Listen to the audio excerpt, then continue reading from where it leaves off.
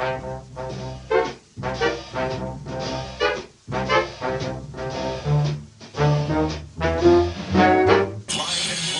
coverage you can count on. This is WNEM TV5 News at 11.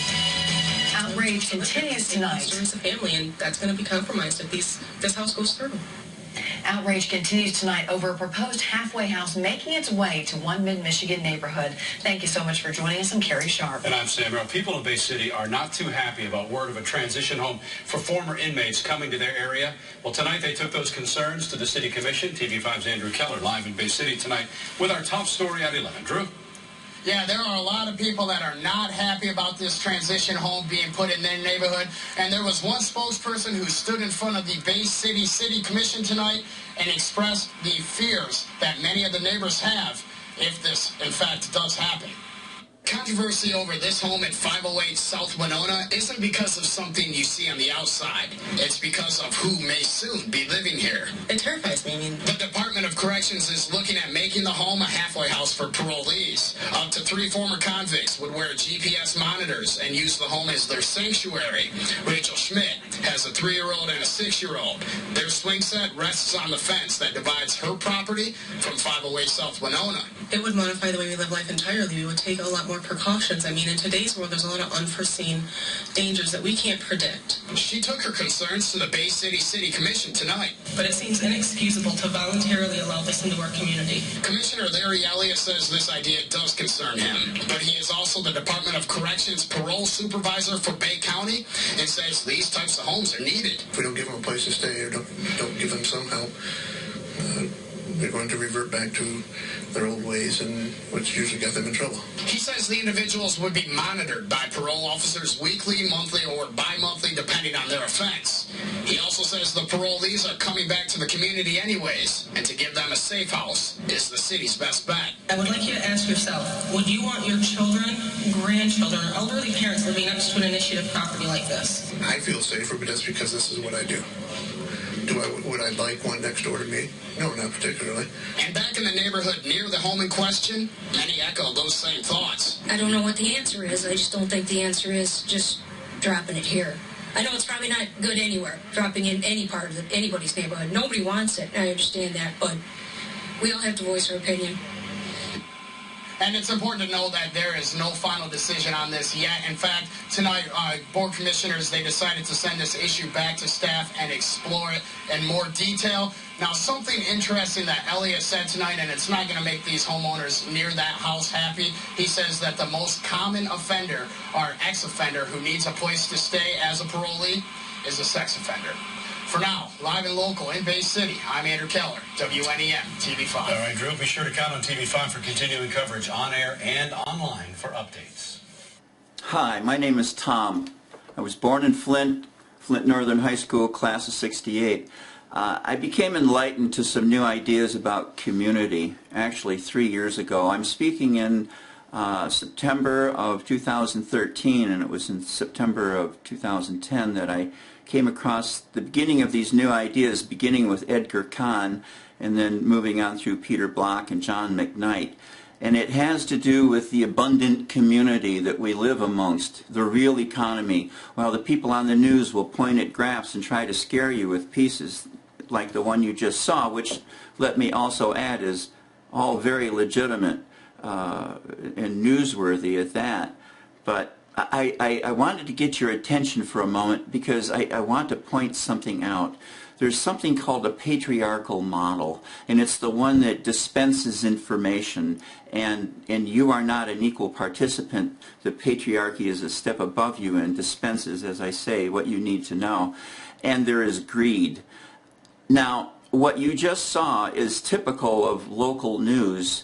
While it was all very true and all worth our attention and consideration, it's also pretty sensational in its delivery.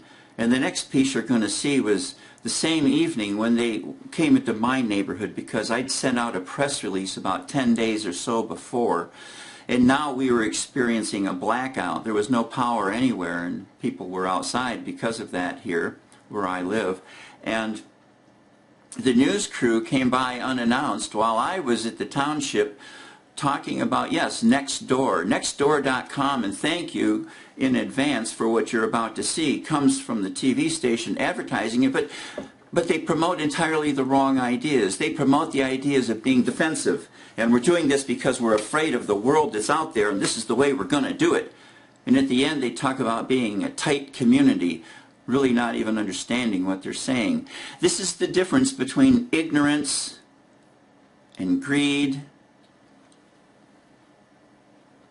and knowing that ignorance is a condition that can be fixed. They spoke to people who didn't even know what they were talking about in the piece you're about to see. You're going to hear about Nextdoor.com, something I'm passionate about, and have about 26 people in my local neighborhood a part of, who are not so much talking about how afraid they are, but how they want to create play groups and card groups and get to know the person around the corner. That's the point that's being missed in everything that's coming out about the social networking information within your community. In the Grand Blanc area, we have Brumlaw, we have Indian Hill, and we have Kings Point. And if all of us participate in these private, secure areas, we can take ignorance and get rid of it, because we can begin to see that what ails our entire country is that neighbors are not talking to one another. And we have everything we need if we can only learn to turn to one another and talk to one another and help. I, in Grumlaw, will be glad any day I'm available to give somebody in the neighborhood a ride somewhere if they need it. It's not a big deal. And they can pay me back when they help someone else. I just want to point out the difference between ignorance and not being ignorance. Ignorance is a lack of information. Not being ignorant is having the information. I live with a governing organization called the Woodside Condo Association, and they are ignorant. I'm gonna get you, I'm gonna get you, I'll make you love me, wait and see, both day and night and day, you're gonna see a lot of me. The definition of libel is that if it's not true, then it's libel. They're ignorant right now of the ways of the abundant community, the works of Peter Block, John McKnight, Edgar Kahn, in knowing that our strength is in our unity together. And I hope this causes them to want to dig a little bit and take that ignorance and get rid of it.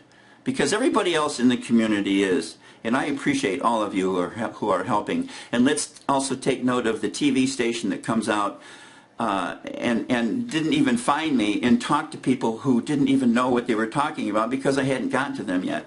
It's the difference between ignorance and greed, and what needs to really happen, that's got to happen to solve the problems in our community. We keep thinking that leaders are going to fix our problems for us, and they can't. A leader can't pick up the groceries that need to come in from the trunk of the car and be put away.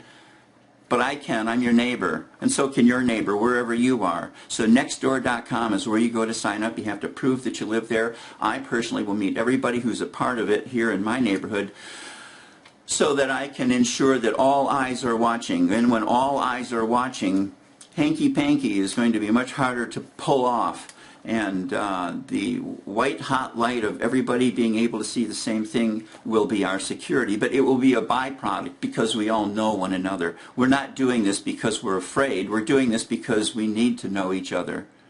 And when we all know each other, we'll find our place in the community. And all the crime, and besides the joblessness that's going on, that's creating all the problems in the world, the crime and the violence are symptoms of broken communities. And the solution is not to put everybody away in prison. The solution is to find relationships around the people that we live near, so we can go back to the way of life as it used to be. Thousands of years ago, we couldn't travel far away from our nest. Thousands of years ago, we never traveled very far away from our nest unless we were taken from it for some reason, or we were nomads. We depended on one another. And money stripped away those things that people used to do for each other. And now we think money can solve it and we can drive away. It's no wonder that everything's a mess. So we have to find a way to communicate with one another, and we've got to take our ignorance and replace it with the new way of thinking. Patriarchal from the top down doesn't work. We have to sit in circles. We have to sit as equals. We have to talk to one another. We have to at least be interested in one another. You don't even have to like me, but you should be interested, because what's good for me is good for you in the neighborhood that we live in. It's the first step to rebuilding what's broken in this country. And it starts by you talking to your neighbor and offering to help once in a while and having a sense of humor. Lighten up, people. Jeez. Here we go. New tonight, its goal is to take neighborhood watch to the next level, and now a local neighborhood is getting involved. It's a website called Nextdoor, and it uses social media to bring neighbors together and keep their streets safe. TV5's Kristen Moore talked with some people who are giving it a try. She joins us live from the Continuous News Center. Hi, Kristen. Hello, guys. Well, times are changing, and so is the way we communicate. There's Facebook for friends, LinkedIn for business, and now this new website for neighbors. Part of it is an apartment complex, so some people come and they go. So we'd like to keep people remaining close and informed of what's going on. Neighbors looking to become closer aren't just walking next door, they're logging on to nextdoor.com. Debbie Balamont and others in the Woodside neighborhood in Grand Blanc are using the website to share information about their community. If your dog is missing, if there's anything happening like joining some kind, they have a thing where they get together up on Tuesday up at the Jewel.